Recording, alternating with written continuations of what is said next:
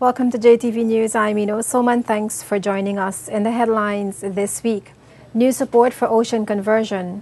VIEC scores victory as the judge rules Hans Creek is protected. Stay tuned. We'll have those details on much more news when we come back.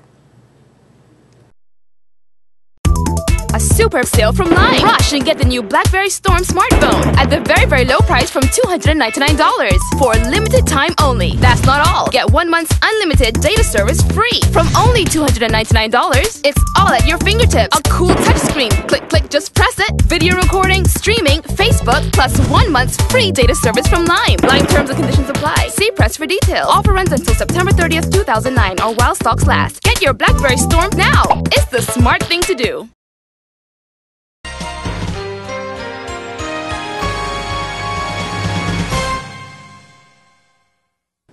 And now the news.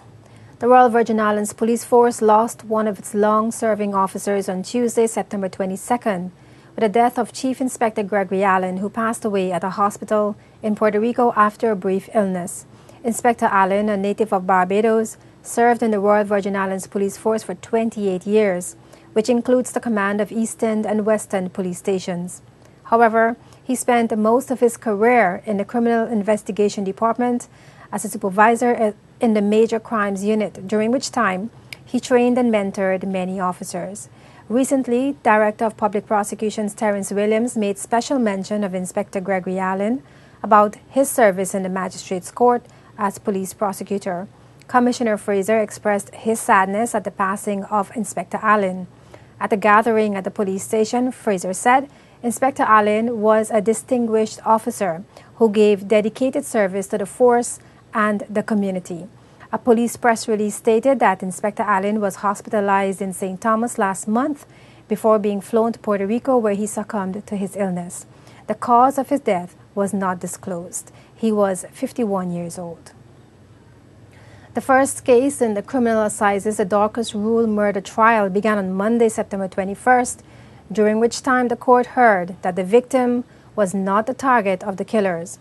According to Director of Public Prosecutions Terence Williams, evidence provided in the case will prove that the accused trio of Dennis Campbell, Andrew Milton, and George O'Connor did not set out initially to kill Dorcas Rule, but rather her roommate Carrie Ann Ebanks, a Jamaican who was living in the BVI and the sister of Andrew Milton. Dorcas Rule was allegedly strangled and thrown to her death from the balcony of her home in East End. Carrie Ebanks testified that she and her brother Andrew Milton, while on vacation in the BVI, went to visit their uncle and brother, who were in a prison in connection with a robbery incident. While in the visiting area, the uncle accused Carrie Ann of being wicked and responsible for him being in jail.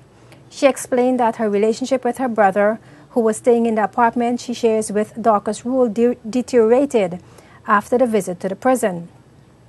Milton then moved into another apartment in Kingston. On the morning of October 3, 2006, Carrie Ann Ebanks witnessed Andrew Milton, Christopher Bailey, and Dennis Campbell at a job and threatened to call the immigration department since they were on vacation and not permitted to seek employment. The DPP says it was then that they decided that they would kill Carrie Ann. The DPP further explained that George O'Connor was not at the apartment on the evening of the killing, but he was aware of the plan and supplied the gloves that were later found on the balcony from which Dorcas Rule was allegedly thrown. Eyewitnesses from nearby apartments testified that they heard noises, including the fall of Dorcas Rule, saw Carrie Ebanks running down the stairs, and the men leaving the area. All three men pleaded not guilty to charges, including conspiring to murder Carrie Ann Ebanks in 2006. The trial continues in High Court before Justice Indra Haripashar Charles.